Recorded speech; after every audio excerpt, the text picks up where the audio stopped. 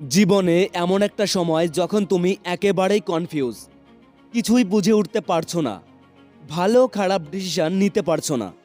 তুমি একবার সামনের দিকে এগিয়ে যাচ্ছ তো দুপা পিছিয়ে যাচ্ছ, সামনে আর এগোতেই পারছো না। সব কিছু অন্ধকার হয়ে যাচ্ছে, পকেটে টাকা নেই, পয়সা নেই, পরিবারের অভাব অনটন, ভালো কোনো চাকরি নেই, কোনো কাজ নেই, কারোর সাপোর্ট নেই কোনো।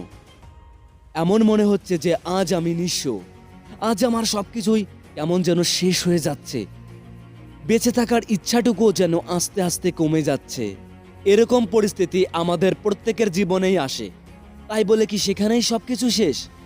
না, সেখানেই সবকিছু শেষ হয় না। যেখানে আরো অনেক কিছু থাকে আমাদের মধ্যে, আমাদের আত্মবিশ্বাস, আমাদের মনের জোর, আমাদের ট্যালেন্ট, এরা কখনোই শেষ হয় না। এগুলো আমাদের আগে যেমন ছিল তেমনি আছে।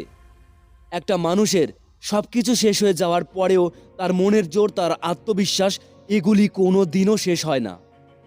তোমার পরিস্থিতি অনেক খারাপ, তাই বলে তোমার জীবনের আলোটা একেবারে নিভে যাবে, এটা কখনোই হতে পারে না, ইম্পসিবল। বস, মেঘে ঢাকা আকাশ থেকে যেমন লাল সূর্য উকি দেয়, আমাদের জীবনের সমস্ত খারাপ পরিস্থিতির থেকেও সুখটাও তেমনি উকি দেয়। মনে রাখবে, সব কিছু শেষ হয়ে যাওয়ার পরেও আবার নতুন করে শুরু করা যায়। নিঃস্ব হয়ে যাওয়ার পরেও আবার ঘুরে দাঁড়ানো যায়। দরকার শুধু আরেকটু চেষ্টা, আরেকটু সাহস।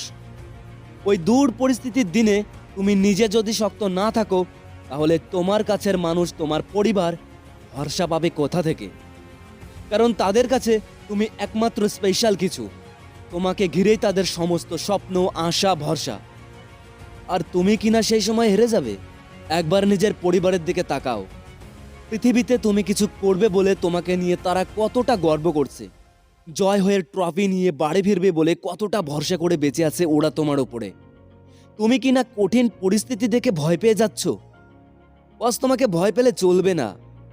একটা কথা সবসময় মনে রেখো, আমাদের জীবনে খারাপ পরিস্থিতি আসে আমাদেরকে আরো শক্তিশালী বানানোর জন্য, আরো বেশি মজবুত বানানোর জন্য।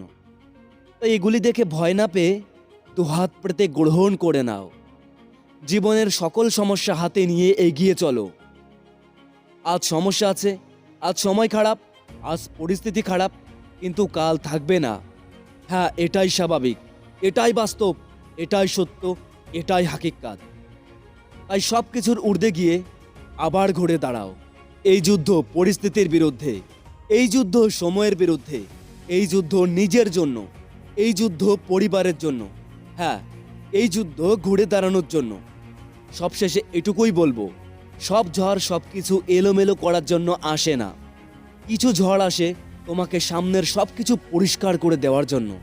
তাই থেমে নয়, লড়ে বাঁচুন।